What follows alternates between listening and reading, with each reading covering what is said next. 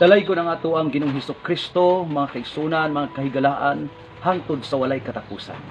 Ako si Pastor Brother Jones, buot ko ipaabot kaninyo ang mga rason kung unsa ka importante gayon ang pagbaton sa Espiritu Santo. Nagbaton ka na ba ni ini igsuon higala? Importante nga ato kining batunan. Maghiskot ako og unom karason unsa ka importante gayon ang pagbaton sa Espiritu Santo sa kinabuhing Kristohanon tungod kay involved kini sa atong kaluwasan. Pinakauna nga rason mao nga aron makasulod kita sa gingharian sa langit. Sumala sa Juan kapitulo 3 bersikulo 5. Og si Jesus mitubag, sa pagkatinuod magaingon ako kanimo, gawas ko ng tao igaanak sa tubig ug sa espiritu, dili siya makasulod sa gingharian sa Dios. Kinahanglan nga magbaton kita sa Espiritu Santo. Dili enough ang bautismo lamang sa tubig, kundi kinahanglan usab kita pagabautismuhan sa Espiritu Santo, atong pagadawaton ug batunan kini aron kita makasulod sa gingharian sa langit.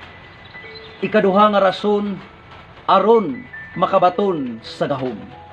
Hibaluan nato igsoon higala nga ang atong kaaway gamhanan mao gani nga nakigbatok siya sa ato ang Ginoong Hesus. Busa importante nga magbaton kita sa gahom. Sumala sa Buhat kapitulo 1 bersikulo 8. Apan kamo magadawat hinuon og gahom sa diha nga kakonsara na kamo sa Espiritu Santo, o kamo mauunya ang akong mga saksi sa Jerusalem ug sa tibuok Judea ug Samaria ug hangtod sa kinatumyan sa yuta. Og sa 1 Pedro kapitulo 4 bersikulo 11, ang tao nga magasulti kinahanglan magasulti sa ingon sa sinultihan sa pulong sa Dios, og ang tao nga mag-aalagad kinahanglan mag-aalagad sa ingon nga may gahom nga hinatag sa Dios aron nga sa tanang butang ang Dios pagahimayaon pinaagi kang Hesukristo kang kinsa ang himaya ug ang panggahom hangtod sa kahangturan. Amen. Kinahanglan nga mga lagad kita ingon nga may gahom kay gamhanan ang atong kaaway. Kinahanglan magbaton kitag Espiritu sa Dios aron aduna kitay weapon against sa ato ang kaaway. Ang ikatulo, aron dili kita malimbungan. Sa Juan 16:13, inigabot sa Espiritu sa kamatuoran, kini siya mao ang magatultol kaninyo ngadto sa tibuok nga kamatuoran. Kay siya dili magasulti sa iyang kaugalingong pagbulutan, minunua ang iyang madungog mao ang iyang igasulti, ug ang mga butang nga umalabot iyang igatug-an kaninyo. Puno sa paglimbong ang kalibutan karon, daghan mga impormasyon, daghan katudluanan nga daw tinuod. Apan kung nagbaton kita sa Espiritu sa Dios nga mao ang Espiritu sa kamatuoran, dili kita malimbungan sa daghang information, daghang doktrina, daghang katudluanan maabot kanato. Tungod kay ang Espiritu sa Dios nga ania sa sulod nato mao'y magadiktar, maga-convict nga mo connect ang maong information. Tungod kay ang Espiritu Santo mao ang Espiritu sa kamatuoran. Ug ang ikaupat, aron adunay malalaban nga magatudlo ug magapahinumdom kanato. Juan 14:26, apan ang malalaban ang Espiritu Santo na sa akong ngalan igapadala sa Amahan, siya mao magatudlo kaninyo sa tanang butang ug magapahinumdom kaninyo sa tanan nga akong gisulti kaninyo. Importante nga aduna kitay magtutudlo, adunay magapahinumdom kanato ug ang Espiritu Santo mao ang atong malalaban. Og ang ikalima, aron mailhan na kita anak sa Dios ug kita katimrihan.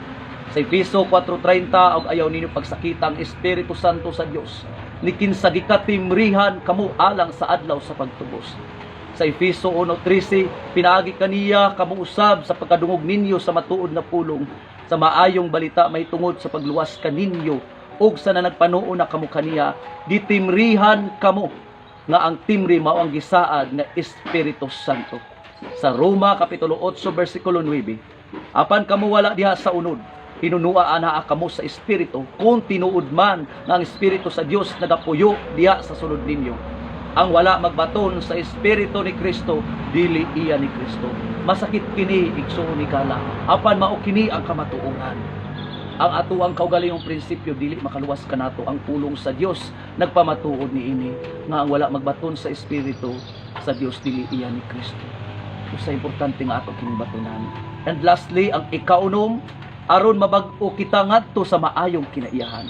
Sa Tito kapitulo 3 bersikulo 5, kita iyang giluwas dili tungod sa mga binuhatan nga nahimo nato sa atong pagkamatarong, kundi tungod sa iyang kaluoy, pinaagi sa paghugas sa pagkatao, pag-usab ug sa pagbag-o diha sa Espiritu Santo.